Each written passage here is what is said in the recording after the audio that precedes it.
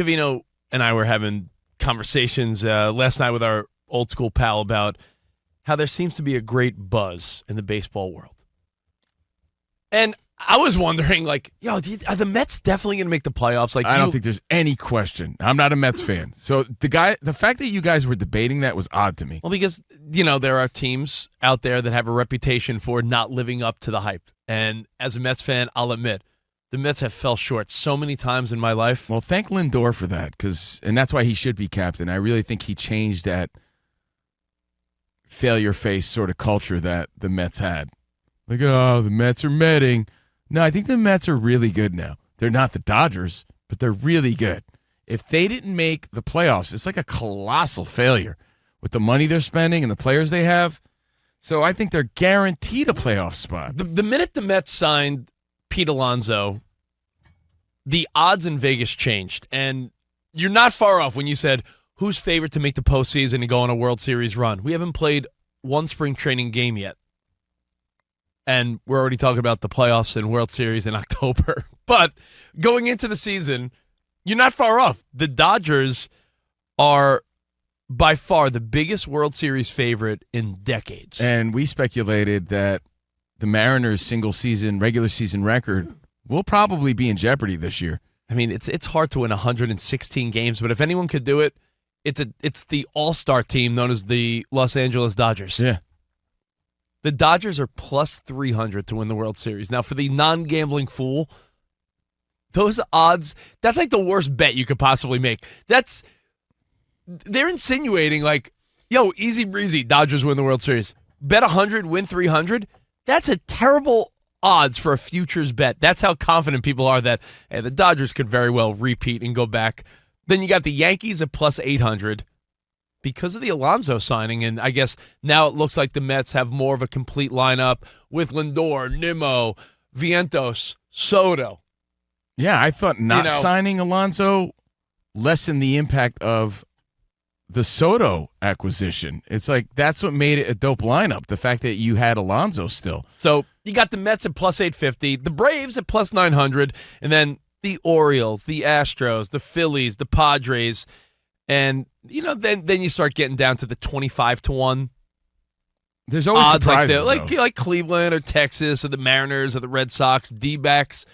But before the season even starts, is baseball the type of sport where when you spend a ton of money, the postseason is guaranteed? Not a World Series, but the postseason. Like, if you're spending the money, Steve Cohen's spending. Give the credit to the owners and to the GMs because they're not just spending money. I think they're making great moves. I think they're creating great teams. In the past, we realized that great players don't equal playoffs or championships.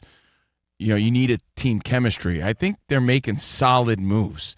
Like, I think that the Mets have a solid team, and they're going to have a solid chemistry. I don't think they're just piecing some Frankenstein team together with a bunch of big names. I think they're a good team. That's the difference here. It's not just spending money. I think you're creating really great teams, and credit to them.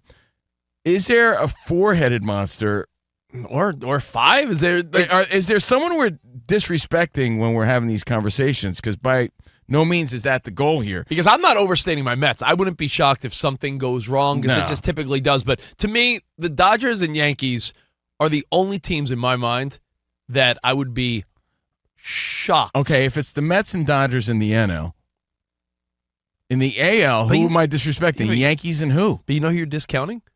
The Phillies, the Braves, the Padres. They're not as sexy to me, bro.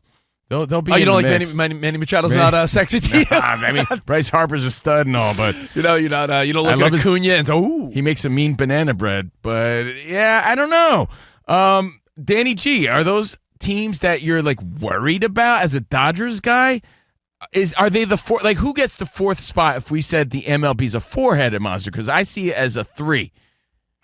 If the Braves are healthy, then that's the team I think about. I think the Mets. The reason why, as a Mets fan, I'm like, oh no, is that you get Soto, you re-sign Alonso, you got Nimmo and Vientos, and Marte's still there. You have a pretty stacked lineup. That's what's scary about the NL, though. There's no guarantees. There's better teams in the NL than the AL. Like, why is so it? As a Yankees fan, I'm like, Yankees they're going back. Like, why would it shock you if the Mets won 88 to 90 games, came in third place, and snuck in as a wild card? It's what they did last year. Yeah, but I still think they'll make the playoffs. Yeah, you certainly hope so. So let's round it out the other way real quick, and then we'll move on from baseball, because I have a random dumb thought that has nothing to do with sports. It has to do with neighbors. What do you think the worst odds are to win the World Series in 2025? Like, who is the bottom feeder? There's two. One of them, I think, is obvious based on how bad they were last year, but I want to know who you think the other team is that people think is trash. We'll put the White Sox in there, obviously. 400 to 1 to win the World Series. That's miserable.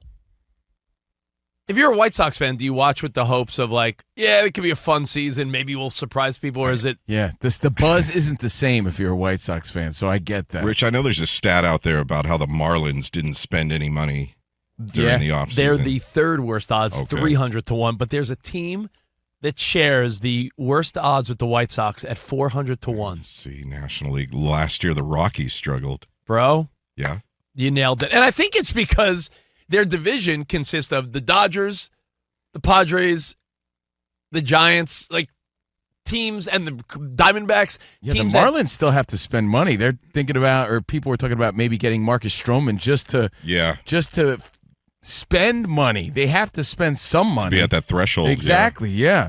So moves are still being made. Some teams are pathetic, but I do think that baseball's more exciting. You know what it really proves? The obvious, that baseball's way more exciting when these teams are good. But Mets, Yankees, Dodgers, Braves are still good. The Phillies are still good. I get it. The parity in football is unbelievable. Every year, think of the worst team a couple years ago, like Washington. Now all of a sudden you get Jaden Daniels, and you're winning 12 games.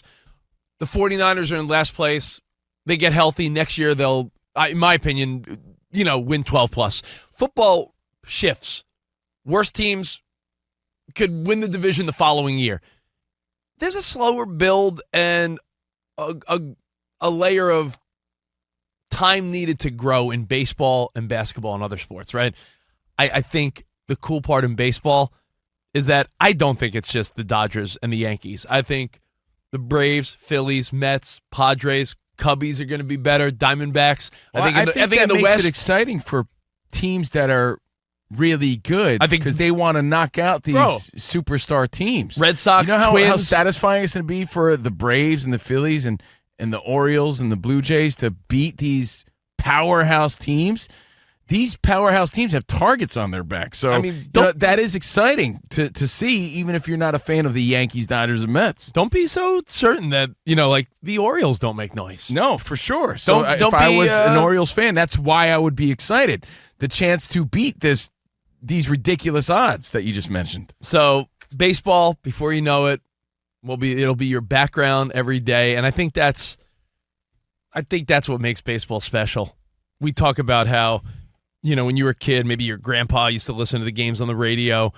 I think for our generation, at least for me, baseball is the ultimate comfort background television. It's your constant too, because it's almost every night. Other than something other to than put a on. Monday or Thursday, without a doubt, you're cooking dinner or grilling, because I'm a great cook. We learned that in the first hour. Yeah. You're making dinner, you hang with the family. The volume doesn't even need to be that high. You have the game on the background. Baseball is the ultimate background comfort food to me. Don't sleep on the Luka show, though. J.J. Redick made it known that Luka has no more minutes restrictions because of that thigh injury. So tonight, Hornets at the Lakers, and I hope Luka balls out. Yeah, the Luka show is good, but the LeBron show is off now. Don't get me Tootsie's hurt. Don't get me wrong, Danny G. Come playoff time, I'll be the first to admit I'm the definition of casual NBA fan. I'm the guy that'll watch a game, maybe like a game a week. I'll throw it on. I'll watch highlights, but until the NBA playoffs, I'm not locked in every day. I just find the NBA, and I'm not the guy that's piling on Adam Silver. But that was the significance of their All-Star break here. Like, that's why it needed to hit to reel the casual fan in, and they really did drop the ball here. That's why we're talking baseball when we should be talking NBA. I know what's going on in the NBA, but to me, when the postseason hits, that's when I'm really locked in. It's very tough for me on the Wednesday night. Right now, Wednesday night.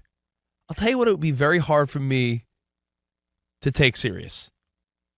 I took the Sakai Takai more serious than the NBA All-Star Weekend. I mean, karate in the Valley, we learned is a big deal in Cobra Kai. And I'm not even kidding. But I'm being serious. I mean, listen, Hornets at Lakers, LeBron's out, Luke is in.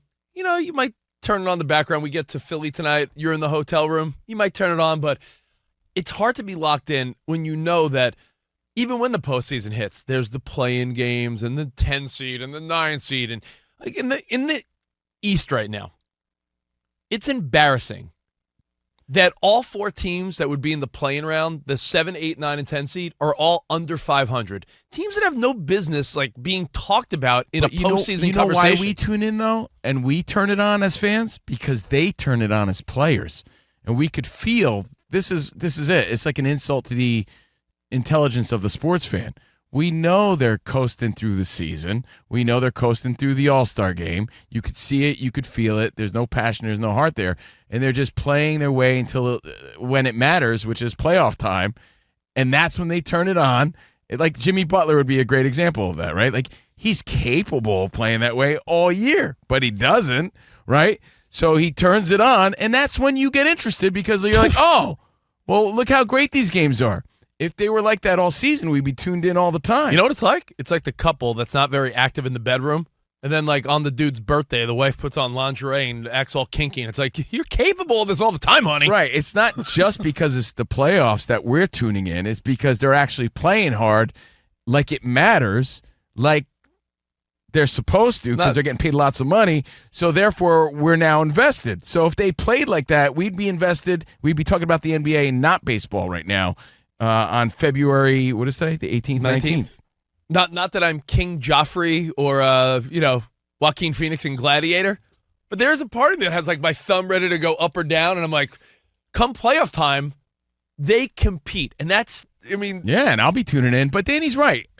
Is Luka the caliber of player to make you want to tune in? Absolutely, yeah, Danny G. So I'll be checking that out tonight when we arrive on the East Coast. But the Eastern Conference in the NBA, it's sort of embarrassing. Like, Danny, I know that the Spurs are, still like 5 games or so under 500, but at least they got De'Aaron Fox on the squad. Yeah, at least they got Wemby and De'Aaron Fox, and they got some life and some stars. Stars!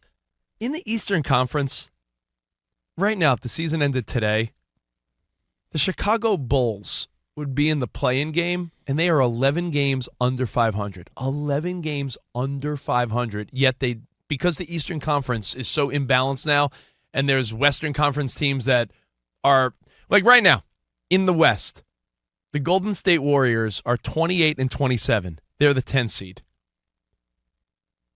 They would be like the 6th seed in the East. There's a little imbalance right now, and I think we just want to see these players step it up next level. That's all. That's all. But that's also why we're excited. Excited about baseball.